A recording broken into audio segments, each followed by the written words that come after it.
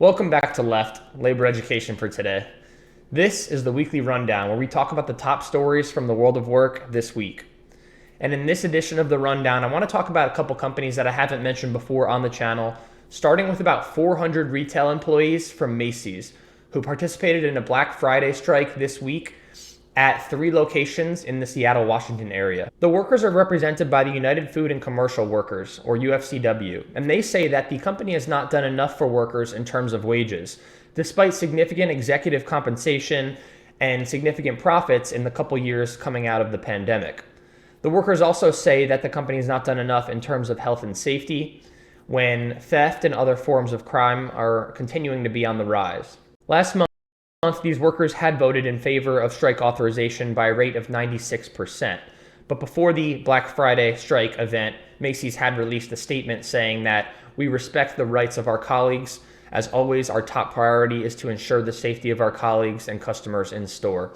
Our stores remain open to serve our valued customers as we continue to work through contract negotiations with the union. And retail also strikes back in our second story, which involves REI, Recreational Equipment Inc. In just the last couple weeks, REI workers at 8 unionized locations in the U.S. have filed a total of 80 unfair labor practice charges, alleging a multitude of union-busting activities in the form of retaliation against pro-union workers, job restructuring initiatives intended to thwart union initiatives, changes in working conditions, and the refusal to engage in good faith collective bargaining. I don't think I have mentioned REI on this channel before, so I'll provide a little bit of context on the company. It is a retailer specializing in outdoor gear and sporting equipment, and they employ about 15,000 employees across 180 locations in the US. And it wasn't until March 2022 that a store chose to form a union at REI for the first time, and that was a location in Soho, New York. And since then, 7 other locations have followed suit, voting in favor of union organizing with representation by the Retail, Wholesale, and Department Store Union, or their parent union, the United Food and Commercial Workers. Recent unfair labor practice charges do build upon labor strife from last month when workers in Boston, Chicago, and Durham walked out in opposition and in protest of company decisions involving layoffs and restructuring. Describing the recent labor charges, one Durham, North Carolina-based employee said that instead of acknowledging our collective voice and our right to form a union, we faced strong opposition from management in the form of retaliation, misinformation, and disregard for basic labor law. Meanwhile, REI does dispute these allegations and says that it will continue to bargain in good faith with any locations that have chosen to unionize. And you can't talk about holiday shopping without talking about holiday travel. On Monday of this week, flight attendants over at American Airlines requested a release from mediation through the National Mediation Board. And if granted, the Association of Professional Flight Attendants would be given permission to initiate a strike after a 30-day cooling off period. I've mentioned this population of flight attendants before in a previous video, with their chief concern being that they have not been able to see a wage increase since 2019, as they have continued to participate in unsuccessful collective bargaining negotiations.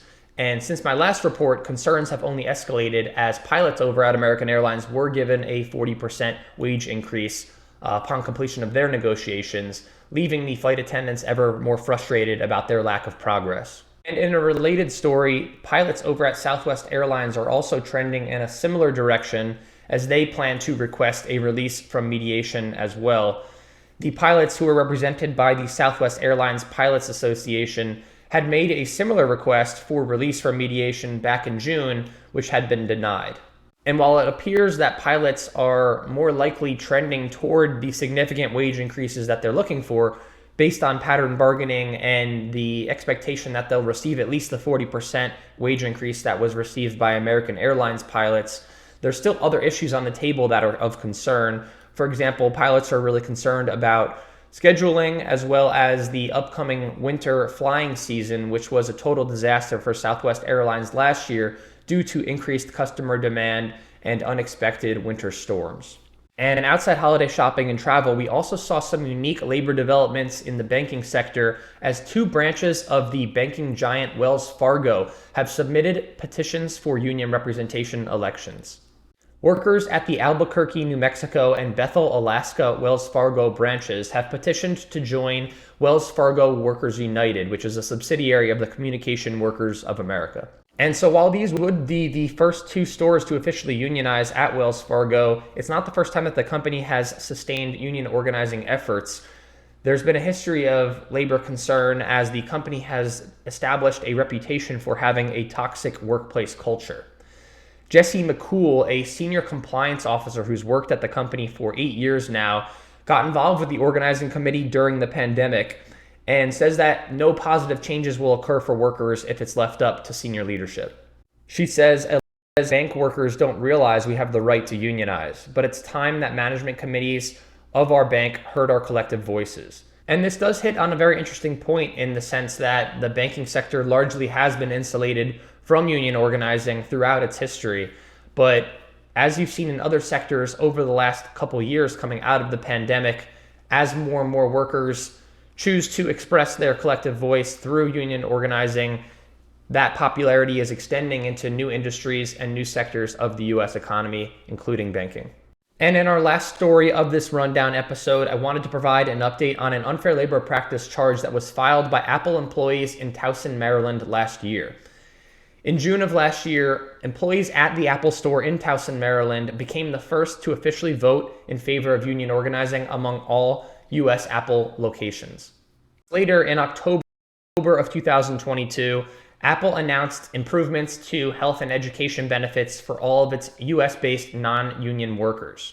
You may recall from some of my previous videos that Starbucks has taken a similar approach in the sense that when there are wage or benefit enhancements, companies like Starbucks and Apple in this case would apply those wage and benefit enhancements to non-union personnel where there's no obligation of negotiations in order to change any terms and conditions of employment. These companies have therefore taken the position that they are prohibited by law from unilaterally implementing workplace changes, even if those workplace changes could objectively be seen in favor of employees represented by those unions.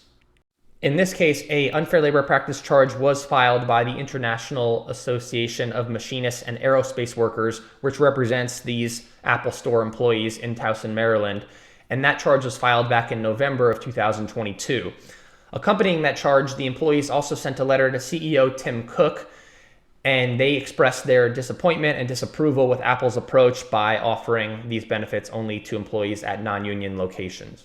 Now, 1 year later, the National Labor Relations Board has sided with the union and these Apple Store employees in Towson, Maryland, issuing a labor complaint against the company for unlawfully withholding benefits from non-union workers and saying that Apple has done so in an effort to discourage workers at other stores from participating in union organizing activities. The case will now go to the National Labor Relations Board regional office, where an administrative law judge will have the opportunity to review arguments from both parties and ultimately side with either Apple or the union. And that'll do it for this edition of the Weekly Rundown.